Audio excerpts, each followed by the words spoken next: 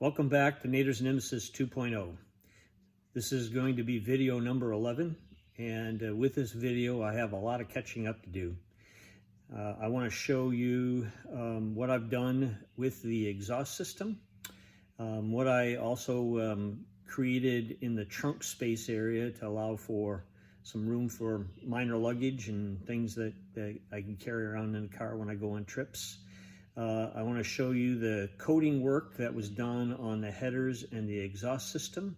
And then lastly, I want to cover the body work that I've done, the prep for paint, and then the paint job that I just finished up. So let's go ahead and get started. Here's a picture of the exhaust system that I built. I had to keep the exhaust pipes coming back from the headers high above the transaxle, and as soon as I got to a place beyond the transaxle, I looped those back around the frame rails and brought them together at the muffler in the middle between those frame rails.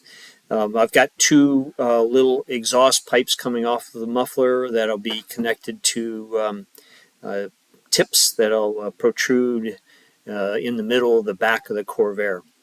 The muffler's not exactly very big, so I'm not sure how much muffling it'll do, but we'll see when I get it running. Hopefully it won't be too loud or too obtrusive in the car. With the exhaust system now designed and built, I could focus on the trunk area and what I could do with the space back there to keep as much of it for storage, but yet still allow plenty of room for the exhaust system to hang underneath it. In this space, I decided to put an elevated area, a raised area that I can put smaller things on. Since I won't have a spare tire, I'll probably put a little 12-volt air compressor in that spot, along with maybe a couple cans of Fix-A-Flat if I were to have a flat tire. But I'll keep those in that upper shelf along with other small things. That left me an area behind that shelf between that and the back of the car. I have about 15 inches, so that area goes from side to side, all the way across the back, and then there's actually a little bit more space right behind the wheel tubs and the ends. So actually ended up with quite a bit of space back there. I've made it so that the center elevated area can be removed with screws and allow me to have access to the back of the transaxle and to the exhaust system from that trunk area.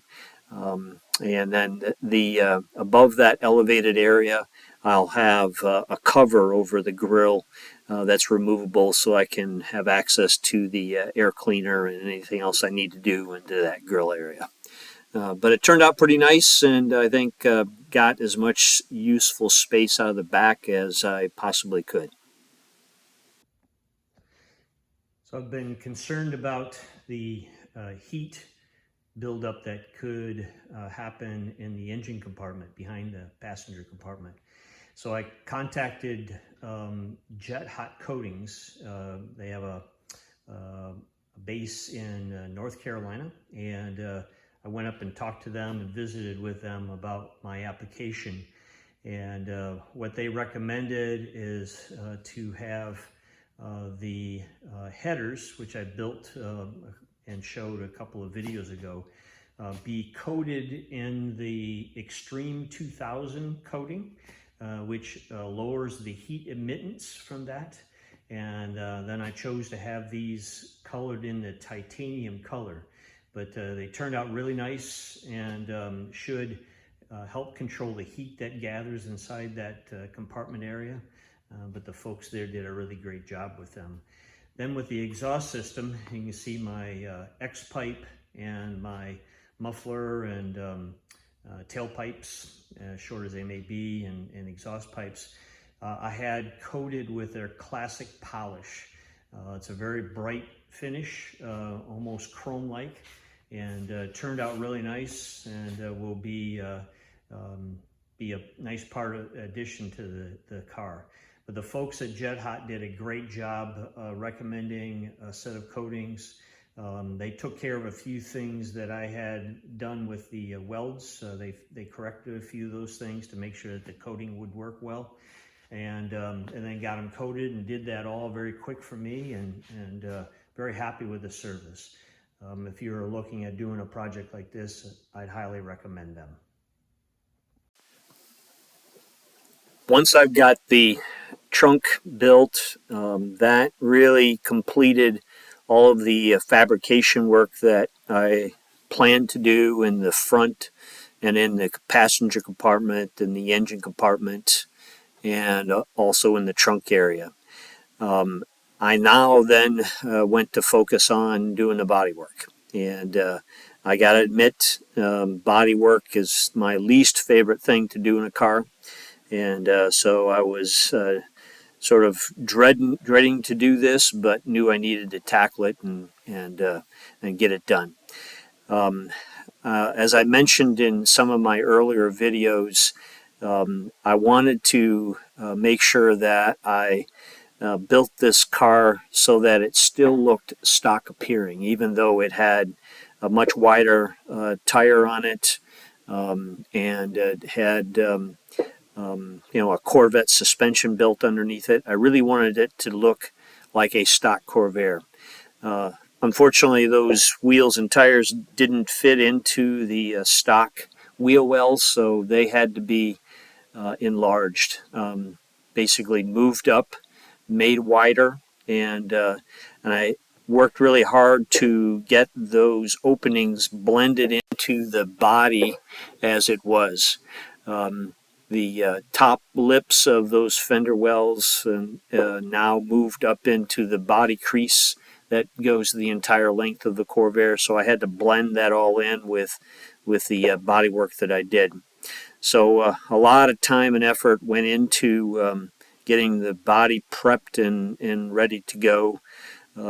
So a lot of sculpting, a lot of sanding, and tried to do most of that outside, so the dust was outside while I was doing it. So what you see here are all pictures of that process. I had to, once I got the body work done, I took all the paint off. It had two paint jobs on it, so I took it down to bare metal. I covered it with the epoxy primer to seal it up. I painted the interior and the trunk area and the front area and the undercarriage with one-step gloss black. And after I had put epoxy primer on all that as well. Then I used 2K buildup primer on the outside of the body to and guide coat to smooth everything out, to try to get proper blending and have it done without any dips and gullies and waves in the bodywork. So a lot of time spent doing that. When someone tells you that they're a body job or a paint job is going to cost you $20,000, I would say I could believe it with all the hours I have put into this body work. So after I got that all done, I moved the car in for its final steps, and I decided to paint the car black and have silver trim. So it's a jet black, and I put the back taillight area as in metallic silver, and I also designed some Corvair version of the 1969 Camaro hockey stripe. I tried to follow the body line of the Corvair more than what the 69 Camaro than what the 69 Camaro had, and it turned out pretty well. I'm happy with it. I've got a little bit of cutting and buffing to do on the body now, but the hard part's done. Now it's a little bit of fine tuning with the body work to get it to look nice. So here's a series of pictures to depict all that work that went on. So that completes the update for this video. I will be focusing now on getting everything put back into the car. kind of a final assembly, and I'll first have to finish up doing some work on the bodywork, of course, the cut and buffing that goes with that. But starting to put things back together, and so this will be the fun part, tedious but fun, and anxious to see how things look as I'm getting it back together. So stay tuned for the next video, and have a great day.